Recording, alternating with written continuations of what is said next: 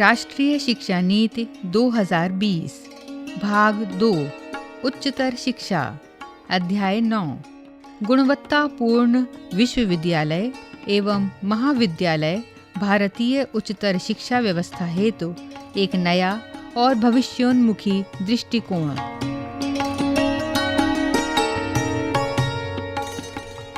तो आइए सुनते हैं इसका ध्वनि पाठ।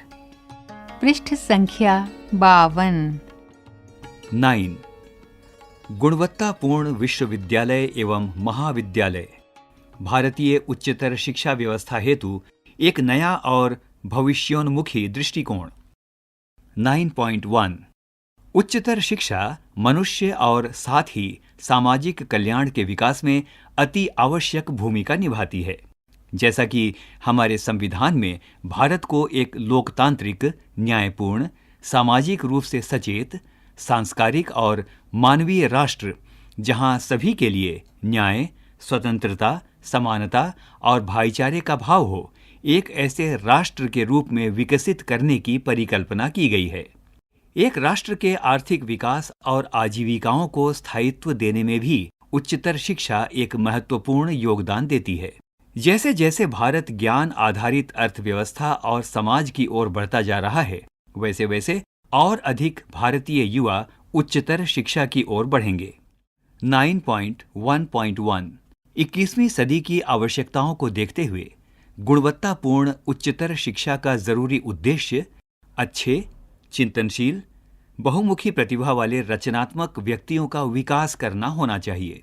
यह एक व्यक्ति को या एक से अधिक विशिष्ट क्षेत्रों में गहन स्तर पर अध्ययन करने में सक्षम बनाती है और साथ ही चरित्र, नैतिक और संवैधानिक मूल्यों, बौद्धिक जिज्ञासा, वैज्ञानिक स्वभाव, रचनात्मकता, सेवा की भावना और विज्ञान, सामाजिक विज्ञान, कला, मानविकी, भाषा, साथ ही व्यावसायिक, तकनीकी और व्यावसायिक विषयों सहित विभिन्न विषयों में 21वीं सदी की क्षमताओं को विकसित करती है। उच्चतर गुणवत्ता वाली शिक्षा द्वारा व्यक्तिगत उपलब्धि और ज्ञान, रचनात्मक सार्वजनिक सहभागिता और समाज में उत्पादक योगदान को सक्षम करना चाहिए। इसे छात्रों को अधिक सार्थक और संतोषजनक जीवन और कार्य भूमिकाओं के लिए तैयार करना चाहिए और आर्थिक स्वतंत्रता को सक्षम करना चाहिए। 9.1.2 व्यक्तियों के समग्र विकास के उद्देश्य से यह आवश्यक है कि पूर्व विद्यालय से उच्चतर शिक्षा तक सीखने के प्रत्येक चरण में कौशल और मूल्यों का एक निर्धारित सेट शामिल किया जाएगा। पृष्ठ संख्या 53। 9.1.3 सामाजिक स्तर पर उच्चतर शिक्षा का उद्देश्य राष्ट्र को प्रबुद्ध, सामाजिक रूप से जागरूक, जानकार और सक्षम बनाना है, जो अपने नागरिकों का उत्थान कर सके और अपनी समस्याओं के लिए सशक्त समाधानों को ढूंढकर लागू कर सके। उच्चतर शिक्षा देश में ज्ञान निर्माण और नवाचार का आधार भी बनाती है और इसके चलते राष्ट्रीय अर्थव्यवस्था के विकास में एक महत्वपूर्ण भूमिका निभाती है। इसलिए उच्चतर शिक्षा का उद्देश्य व्यक्तिगत रोजगार के अवसरों का सृजन करना ही नहीं, बल्कि अधिक जीवंत और सामाजिक रूप से जुड़े हुए सहकारी समुदायों के साथ मिलकर एक अधिक खुशनुमा, सामंजस्यपूर्ण, सुसंस्कृत, उत्पादक, अभिनव, प्रगतिशील और समृद्ध राष्ट्र का प्रतिनिधित्व करना है। 9.2 वर्तमान में भारत की उच्चतर शिक्षा प्रणाली की कुछ एक समस्याओं में से ये बातें शामिल हैं। क गंभीर रूप से खंडित उच्चतर शैक्षिक पारिस्थिति तंत्र। ख संज्ञानात्मक कौशल के विकास और सीखने के परिणामों पर कम बल। ग विषयों का एक कठोर विभाजन, विद्यार्थियों को बहुत पहले ही विशेषज्ञ और अध्ययन के संकीर्ण क्षेत्रों की ओर ढकेल देना।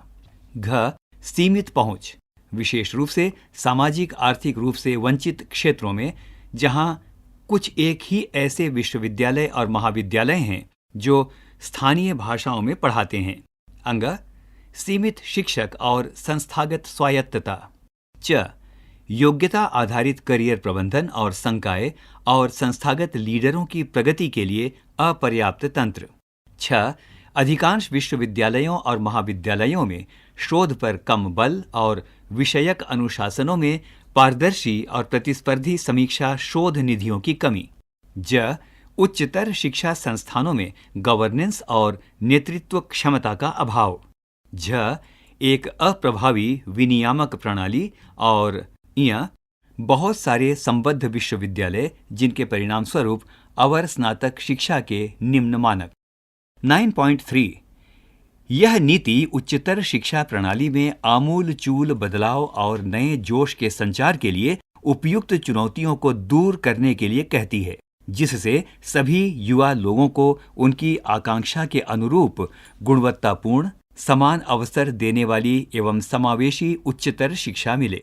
इस नीति की दृष्टि में वर्तमान उच्चतर शिक्षा प्रणाली में इन बातों का प्रमुख परिवर्तन शामिल है। क ऐसी उच्चतर शिक्षा व्यवस्था की ओर बढ़ना जिसमें विशाल बहुविषयक विश्वविद्यालय और महाविद्यालय हों, जहां प्रत्येक जिले में या उसके पास कम से कम एक और पूरे भारत में अधिकतर HEI ऐसे ही हों जो स्थानीय और भारतीय भाषाओं में शिक्षा या कार्यक्रमों का माध्यम प्रदान करते हों। ख और अधिक बहुविषयक स्नातक शिक्षा की ओर बढ़ना। ग संकाय और संस्थागत स्वायत्तता की ओर बढ़ना। पृष्ठ संख्या 54। घ विद्यार्थियों के अनुभव में वृद्धि के लिए पाठ्यचर्या, शिक्षण शास्त्र, मूल्यांकन और विद्यार्थियों को दिए जाने वाले सहयोग में आमूलचूल परिवर्तन करना। अंग शिक्षण, अनुसंधान और सेवा के आधार पर योग्यता नियुक्तियों और करियर की प्रगति के माध्यम से संकाय और संस्थागत नेतृत्व की स्थिति की अखंडता की पुष्टि करना। च सहकर्मी द्वारा समीक्षा की गई उत्तम अनुसंधान और विश्वविद्यालयों और कॉलेजों में सक्रिय रूप से अनुसंधान की नींव रखने के लिए राष्ट्रीय अनुसंधान फाउंडेशन NRF की स्थापना। छ शैक्षणिक और प्रशासनिक स्वायत्तता वाले उच्चतर योग्य स्वतंत्र बोर्डों द्वारा HEI का गवर्नेंस। ज व्यावहारिक यानी प्रोफेशनल शिक्षा सहित उच्चतर शिक्षा के सभी एकल नियामकों द्वारा लचीला लेकिन स्थायित्व प्रदान करने वाला विनियमन।